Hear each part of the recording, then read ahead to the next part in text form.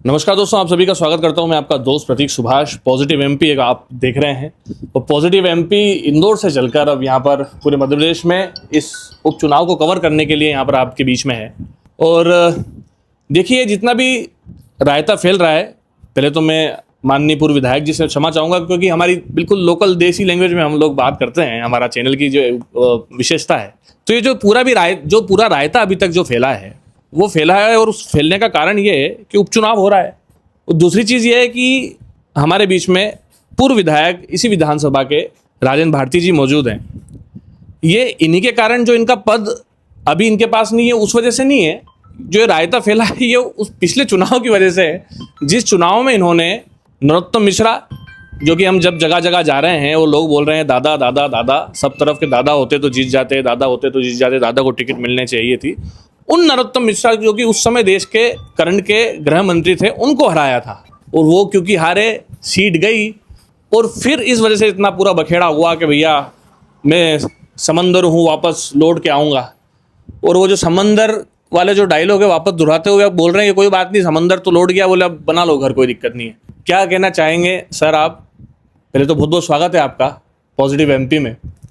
और ये अब क्या है, लोग घर बनाना है, ये स्थिति आ गई क्या नरोत्तम मिश्रा जी की? नरोत्तम मिश्रा जी हम्म, जो समुद्र की बात कर रहे हैं, हम्म, अब समुद्र तो ऊपर वाले ने पूरा सुखा दिया सुखा दिया। ना। उनके पास पहले तब था ना अभी कुछ। यदि पहले भी तब होता तो 2023 का चुनाव नहीं हारते। हम्म, इसलिए उनके पास कुछ था नहीं। हम्म, उनके पास भ्रष्टाचार का पैसा, पावर और अधिकारियों का दुरुपयोग पद का, जितना उनने पिछले 20 सालों में यहाँ किया है उतना कर चुके हैं। और यही कारण था कि दतिया की जनता ने उनको सबक सिखाया। अब वो जो दतिया की जनता ने जो मैंडेट दिया 5 साल का, उसमें उनको थोड़ा सा शांत रहना चाहिए और जनता के निर्णय को स्वीकार करते। भाई हम लोग भी चुनाव हारे, तो मंच पे खड़े होकर हम लोग यही कहते थे कि जनता ने जो आदेश दिया है उसको हम स्वीकार करते। तो उन्होंने हारने की तारीख से लेकर और इस केस के निर्णय होने से पहले तक कभी जनता से ये नहीं कहा कि भाई आपने 5 साल का जो हमको मैंडेट दिया उसका हम सम्मान करते हैं। सही बात। तो दतिया की जनता ने उनका उन्हें सम्मान नहीं किया और ज़बरदस्ती से ये उपचुनाव थोप दिया।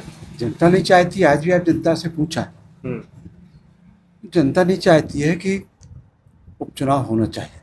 तो आप सीधा सीधा अगर मैं बोलूँ तो जब सरकार में होता है कोई व्यक्ति और बड़े पद पे होता है तो बहुत सारी चीज़ें होती है। सरकार, हमने देखा है कि बहुत सारी चीज़ें इन्फ्लुएंस कर देती है, मोड़ देती है।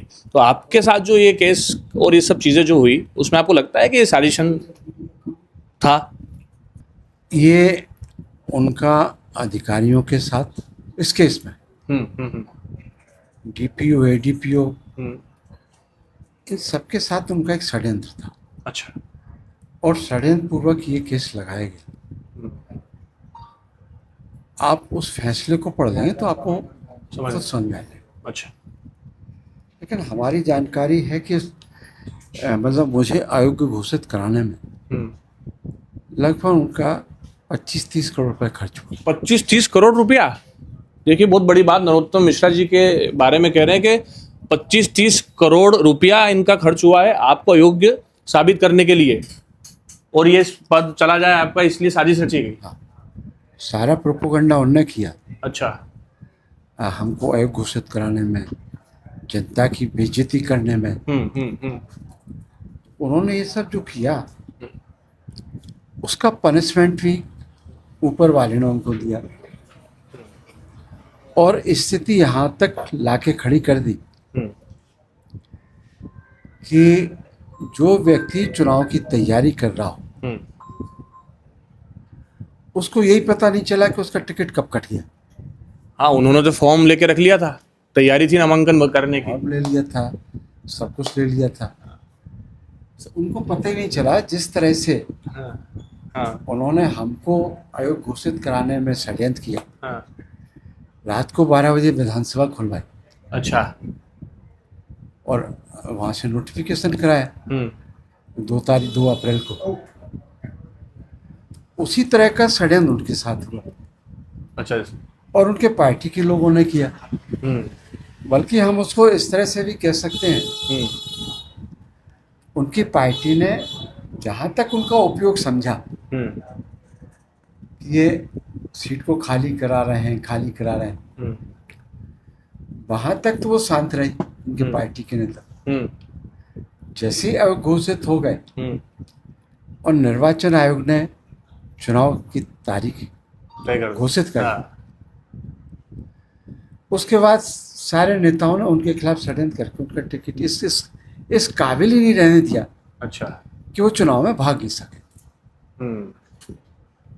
जितनी बेइज्जती उन्होंने जनता की जनता के मैंडेट का सम्मान नहीं किया, उससे बड़ी बेइज्जती उनकी पार्टी ने की। इसमें एक चीज़ समझ में नहीं आती है सर, आपने लगभग 2 साल का कार्यकाल आपका रहा। दूसरी चीज़ ये कि अभी जब हम ग्राउंड पे जाते हैं तो लोग बोलते हैं दादा को टिकट मिल जाती तो हम दादा जीत जाते, दादा को टिकट मिल जाती तो दादा जीत जाते, है ना। तो हमेशा समझने में ये थोड़ा सा असहज होता है आदमी कि अभी तो सब बोल रहे हैं दादा को टिकट मिल जाती तो दादा जीत जाते, दादा जीत जाते। दादा 4 साल 5 साल जो अभी नया कार्यकाल आया, तो उस समय जब आपने उनको पराजित किया, तो क्या दतिया की जनता मुंह पे अलग है और अंदर से अलग है, ऐसा कुछ है क्या? उन्होंने असल में राजनीति जो की है भय और आतंक की। अच्छा। तो जो लोग अभी कह रहे कि उनको टिकट मिल जाता, और यही बात वो 2023 के चुनाव में भी कह रहे थे मीडिया के सामने कि हम तो दादा के साथ हैं। अच्छा। दादा को जिताएंगे, आप देख लीजिए उस समय के। हाँ। तो तभी ये लोग यही कहते थे। हाँ। और जो लोग ये कहते थे उन्होंने उनको चुनाव हरवा दिया। तो अभी भी ये ऑरा बना के नरोत्तम मिश्रा ने रखा हुआ है। अच्छा। कि बीजेपी में आज भी हम ताकतवर हैं। तो असलियत क्या है फिर? ये ऑरा बना के रखा है। अच्छा, उन्होंने ऑरा बना के दिया, अपना प्रभाव बनाया है, उन्होंने दिखा के रखा है। और वो इस तरह से दिखा के रखा है कि वहाँ जब उनके लोगों ने टिकट नहीं मिला तो उनके सभी समर्थकों के माध्यम से उन्होंने चक्का जाम कराया हाईवे पर। प्री प्लान था सब, क्या जैसा आप बोल रहे प्री प्लान था? उन्होंने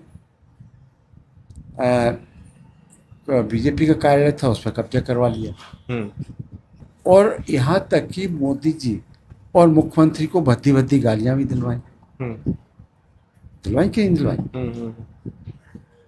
अब इस पे उनका एक्शन होता उनके खिलाफ, पार्टी एक्शन लेती, तो उसको रोकने के लिए उन्होंने अपना हाथ पैर जोड़ के उस कार्रवाई को रुकवा दिया। अच्छा। और ये गारंटी ले ली कि यहाँ से हम बीजेपी को जिताएं। तो अब क्या? तो आज की तारीख में हाँ। पूरी बीजेपी नरोत्तम मिश्रा के ऊपर निर्भर है कि ये चुनाव जिताएंगे। बिल्कुल सही। जैसा कि हमने भी ग्राउंड रिपोर्ट में समझा, वो यही समझा कि नरोत्तम मिश्रा जी के जो समर्थक हैं, कोर समर्थक 10, 15, 20 हज़ार 30 हज़ार तो होते ही हैं।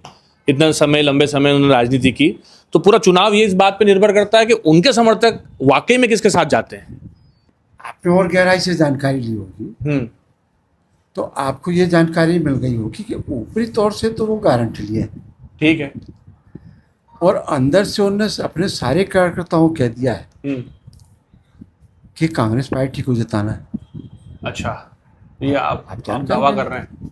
नहीं, आप जानकारी लो। हम नहीं, हमसे तो माइक में बोल रहे हैं लोग, अब हमसे तो माइक में बोल रहे हैं लोग ग्राउंड रिपोर्ट जब करने जा रहे हैं कि भैया कुछ भी हो जाए, दादा ने बोल दिया लेकिन हम तो देंगे ही नहीं वोट, ऐसी स्थिति भी बन रही, कुछ लोग ऐसा बोल रहे हैं। वोट नहीं देंगे ना, तो हाँ, मतलब बीजेपी को वोट नहीं देंगे, बीजेपी को नहीं देंगे, उन्हीं के लोग कह रहे हैं ना। बिल्कुल, हमारे पास तो वीडियोज हैं ऐसे। दोहरी जो मार हाँ। कहते हैं ना, हम्म, धोखेबाजी, हम्म, पार्टी इनके ऊपर निर्भर है हम्म, और ये हरवा रहे कैंडिडेट को, और पार्टी समझ ही नहीं पाएगी ये दोहरा डबल गेम खेल रहा है। यहाँ अपने लोगों से कह रहा है कि हरवा दो, यहाँ ऊपर के लोगों से कह दिया गारंटी ले ली कि हम जितवाएंगे, अपना प्रभाव दिखा रहे, कार्रवाई रुकवा दी सब। और वो ये सब इसलिए कर रहे हैं कि जब 30 तारीख को चुनाव होगा तो 3 तारीख को उनके माफिक रिजल्ट आ गया, तो 4 तारीख से उनका जो बीजेपी का कैंडिडेट है आशुतोष तिवारी जो भी है, हमें उससे कोई मतलब नहीं। अच्छा, लेकिन राजनीतिक बात है वो तो वो बता रहे हैं। हाँ, हाँ, जो नरोत्तम जी कर रहे हैं वो सब बता रहे हैं। तो वो अपना झोला टांग के हाँ, भोपाल भाग जाएंगे, ठीक है, क्योंकि उनका कुछ यहाँ है नहीं। अच्छा, जीत गए तो अलग बात, हाँ, हार गए तो भाग जाए। ठीक है, तो जिस दिन वो हार जाएंगे 3 तारीख को रिजल्ट आएगा, 4 तारीख से नरोत्तम मिश्रा जी यहाँ जम जाएंगे। अच्छा, और फिर उनका भय का कहर, आतंक का कहर फिर बरसेगा। तो सीधा आप ऊपर कांग्रेस में सीधा आप ये बोल रहे हैं क्या कि भारतीय जनता पार्टी चुनाव नहीं जीत रही है? पूरी बात सुन। हाँ, और फिर वो ये सब करके हाँ, 2028 का चुनाव की तैयारी वो करेंगे, और उनकी पार्टी इस बात के लिए विवश होगी क्योंकि वो अपनी ताकत का प्रदर्शन दिखा देंगे कि दतिया विधानसभा में हम ही ताकतवर हैं, हम ही चुनाव जीत सकते हैं और कोई चुनाव जीत नहीं सकता। और जिन नेताओं ने उनका टिकट कटवाया है वो गलत है, हम सही। तो इस प्रदर्शन में वो लगे हुए। राजनीतिक वर्चस्व की कहीं ना कहीं लड़ाई चल रही है। हाँ, वो तो है, उनका अस्तित्व वर्चस्व जो कुछ भी हो यही चुनाव है। एक दूसरी चीज़ ये भी देखी सर, ग्राउंड रिपोर्ट पे हम लोग गए तो दतिया में लोग जमीनी बातों की तो कोई बात ही नहीं कर रहा है, सुविधाओं की, इसकी कमी है, उसकी कमी है, ये सुविधा नहीं मिल रही या सरकार वो नहीं दे रही। पूरा चुनाव सिर्फ एक व्यक्तिगत वर्चस्व और उस पर आधारित है इस समय। हाँ, तो उन्होंने कर लिया ना। यही बात तो हम कह रहे हैं आपसे। तो क्या लग रहा है सर, मनोत्तम मिश्रा जी के लोग जो अभी है विरोध में, सीधी सी बात है वो कांग्रेस की तरफ जा रहे हैं? नहीं तो उनको धन्यवाद देंगे आपके माध्यम से। अच्छा, क्या हमारी पार्टी यहाँ जिता रहे हो। दामोदर यादव को क्या देखते हैं आप, दौड़ में है कि नहीं है? दामोदर यादव जी को भी लाभ मिल रहा है। लाभ मिलेगा, मिल रहा है। जो लोग इन 2 पार्टियों को वोट देना नहीं चाहते वो दामोदर जी की तरफ जा रहे हैं, तो उनको अनएक्सपेक्टेड लाभ मिल रहा है। अच्छा, अब उसमें पहले क्या किया, अभी क्या किया, लेकिन राजनीतिक लाभ सब तरफ से उनको मिल रहा है। सब तरफ से राजनीतिक लाभ मिल सकता है। तो त्रिकोणीय मुकाबला बोल सकते हैं कि नहीं बोल सकते? नहीं, त्रिकोणीय मुकाबला बोल सकते हैं इस चुनाव को? नहीं, त्रिकोणीय मुकाबला तो नहीं होगा। बीजेपी बनाम कांग्रेस ही मुकाबला तो वही रहेगा, लेकिन 2 लड़ाई हैं। हाँ, या 2 गणित, राजनीतिक गणित है। नरोत्तम मिश्रा जी बीजेपी का नुकसान कर रहे हैं, अच्छा, दामोदर जी कांग्रेस का नुकसान कर रहे हैं। हाँ, वही बात है, वो कांग्रेस के मूल वोट काट रहे हैं, वो इधर डैमेज। अब इन दोनों में हाँ, कौन कितना किस पार्टी का ज्यादा नुकसान करता है वो जीतेगा, उसको फायदा मिलेगा। उसको फायदा मिलना है, ये बात है। आप मतलब थोड़ा सा फिर भी आप, क्या स्वास्थ्य का कारण है कि क्या है, आप फिर भी सक्रिय कम है? नहीं, एक तो स्वास्थ्य का हमारा है ना, हाँ, वो लग ही रहा है, अभी देखा हम लोगों ने।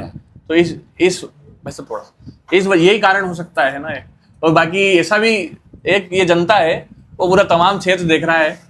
क्या कहना चाहेंगे ये जो लोग अटकलें लगा रहे हैं कि राजेंद्र भारती जी भी बीजेपी में आ सकते हैं? नहीं, हमें जाने की क्या जरूरत है। जाते तो पहले भी चले जाते। नहीं, ना पहले जाते ना भी जा रहे। तो ये बिल्कुल स्पष्ट हो गया अब आज ये इस बीच चुनावी माहौल में ये स्पष्ट कर दिया राजेंद्र भारती जी ने कि भैया कांग्रेस में ही रहेंगे। कांग्रेस में है और रहेंगे और आगे भी जो चुनाव होगा उसको हम ही लड़ेंगे। आप ही लड़ोगे और चाहे कोई भी आए उसको हरा देंगे। तो 2 साल में ऐसी कौन सी सर उपलब्धि 1-2 आप गिनाएंगे जो दतिया में आपने ये इनिशिएटिव लिया या जनता क्षेत्र के लिए आप बताएं थोड़ा सा। नहीं, हमको जितना बना हमने विकास के काम 2-2.5 साल हाँ बजट में मंजूर कराए, हाँ वो हमने किया। लेकिन यदि आप आंकलन करें हाँ तो 20 साल में नरोत्तम जी मंत्री रहे, हम लोग सड़क पे रहे, तो 20 साल में हमारा विकास का खाता तो 0% है। पर हाँ ये बात तो जनता देखती है, नरोत्तम जी ने विकास का, उनका विकास दिखता ही है। सब तो नहीं, जनता नहीं देखती। वो कहते हैं कि हमने 100% विकास किया, जनता नहीं कहती। जनता यदि कहती तो 2023 में फिर वो चुनाव नहीं हारते। जनता ने कभी नहीं माना। तो वही तो समझ में नहीं आ रहा है, जनता हमसे माइक में बोल रही है, हम ग्राउंड सर्वे कर रहे हैं तब बोल रही है। नहीं, जनता ने इसलिए नहीं माना। हाँ वो जहाँ पैदा हुए और खेले कूदे और पढ़े डबरा में, वहाँ उन्हें कोई विकास नहीं किया। ठीक है ना, वहाँ से विधायक भी रहे, मंत्री भी रहे, और यहाँ भी उन्होंने कुछ नहीं किया। दोनों जगहों पे वहाँ डबरा शुगर फैक्ट्री को मिटा दिया और यहाँ जो एग्रो सॉल्वेंट प्लांट था उसको मिटा दिया। करीब 4-5 हजार लोगों की जमीन उन्होंने सरकारी घोषित करा दी। तो वो डिस्ट्रक्टिव माइंड का आदमी है। जो पॉलिटिशियन है ना उत्तम मिश्रा, वो नेगेटिव जाता है। तिवारी जी नकारात्मक ज्यादा सोच उठकर जाता है, दूसरों का नुकसान करने वो ज़्यादा रहते हैं। उनका सकारात्मक सोच कहीं नहीं। अभी जो महाराज करके बोलते हैं उनको कांग्रेस के कैंडिडेट, उनको भी लोग बोल रहे हैं कि अरे सीधे सरल, किसी का इन्होंने बुरा नहीं किया, सब बढ़िया हैं, अच्छे आदमी हैं। उसके बाद अभी आशुतोष तिवारी जी हैं, वो तो अभी आए हैं, है ना, पहले संगठन का काम देखते थे। उनका भी जनता से ऐसा सरोकार नहीं है ताकि जनता बोल पाए कि यार ये भी बढ़िया आदमी है, सब कुछ अच्छे हैं, ये है वो है। जनता को तो दोनों इस बार बढ़िया आदमी दिख रहे हैं। इनमें से ज्यादा बढ़िया कौन है फिर? व्यक्तिगत रूप से जनता को दोनों बढ़िया होंगे, लेकिन बीजेपी के खिलाफ जब चुनाव लड़ा जाता है तो ताकत से और दमदारी से लड़ा जाता है। अच्छा, इसमें ये काम नहीं चलेगा कि सीधे हैं, सरल है, इससे क्या लेना देना। चुनाव लड़ने का जो तरीका होता है बोला है, उसके चाहे आप सीधे हो या टेढ़े हो, साम दाम दंड भेद सब होना चाहिए। वो तरीका यदि आपके पास नहीं है तो आप चुनाव हार जाएंगे। हम लोगों ने जो कांग्रेस का 20 साल में माहौल बनाया और गृह मंत्री को जनता ने हराया, कोई मामूली बात नहीं। बिल्कुल सही बात। जिसके पास पैसा था, सत्ता थी, सब था, जोड़ तोड़ भी थी, सारे हथकंडे अपने उन्होंने चुनाव जीतने के लिए अपनाए। इसके बाद ही जनता ने हरा दिया। तो ये हम लोगों की दमखम थी, कांग्रेसियों की।